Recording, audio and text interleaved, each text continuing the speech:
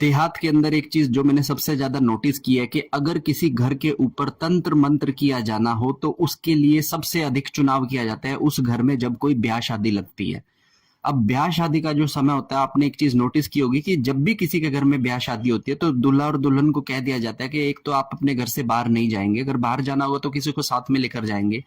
आपको चाकू से काम नहीं करना है, आपको बाथरूम में कुंडी लगाकर नहीं नहाना है, आपको चूल्हे के पास में नहीं बैठना है। ये सारी चीजें इसलिए कही जाती हैं क्योंकि कहते हैं कि विवाह के समय पर जो नकारात्मक शक्तियां होती हैं वो लड़का और लड़की मतलब होने वाले दुल्हा और दुल्हन के ऊपर जो है अपना जो है आवेश लाने की कोशिश करती हैं। तो उस टाइम को बहुत ज्यादा एक इंपॉर्टेंसी दी गई है। हमारे वैदिक शास्त्र के अंदर भी जो शादी की रस्में बताई गई है ना, उन्हें बहुत ज्यादा इंपॉर्टेंट बनाया गया, क्योंकि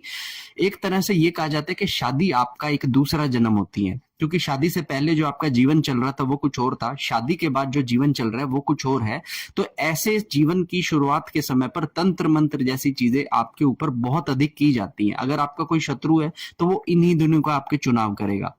अब मैक्सिमम मैंने देखा है कि गांव के अंदर, देहात के अंदर ये चीजें जिस तरीके से बढ़ रही हैं, जेलसी के मारे अपने ही परिवार की किसी लड़की के ऊपर या लड़के के ऊपर ये चीजें कर देने की चीजें जो है हमारे देहात के अंदर बढ़ती जा रही हैं और इसके बहुत ही भयानक सिम्टम्स लोगों के बीच में आ रहे हैं।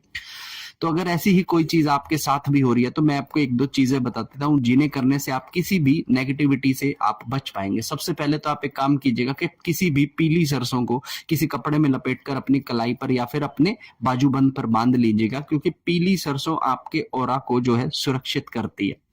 दूसरी चीज, अगर आपका विवाह लगने वाला है और विवाह के समय से पहले आप एक भैरव जी की पूजा अगर अपने घर के अंदर करवा लें तो केवल विवाह के लिए आपके घर का जो है पूर्ण रूप से बंधन लग जाएगा और आपको कोई भी नेगेटिविटी, नकारात्मक शक्ति नहीं छू पाएगी। और इसके सिवा अगर आप कोई एक और चीज अगर कर सकते हैं तो आप भैरव जी का जो कवच होता है उस कवच को भैरव जी के किसी बड़े मंदिर में लगाकर अपने घर के मुख्य द्वार में, मुख्य जो द्वार होता है आपके घर का, उसके बाहर की तरफ उसे लटका दे, क्योंकि वो आपको बहुत सारी नजर और दोषों से बचाता है। तो ये उपाय करने से आप होने वाले रैंडम तंत्र मंत्रों से अपनी 90% तक रक्षा कर सकते हैं। हर हर महादेव।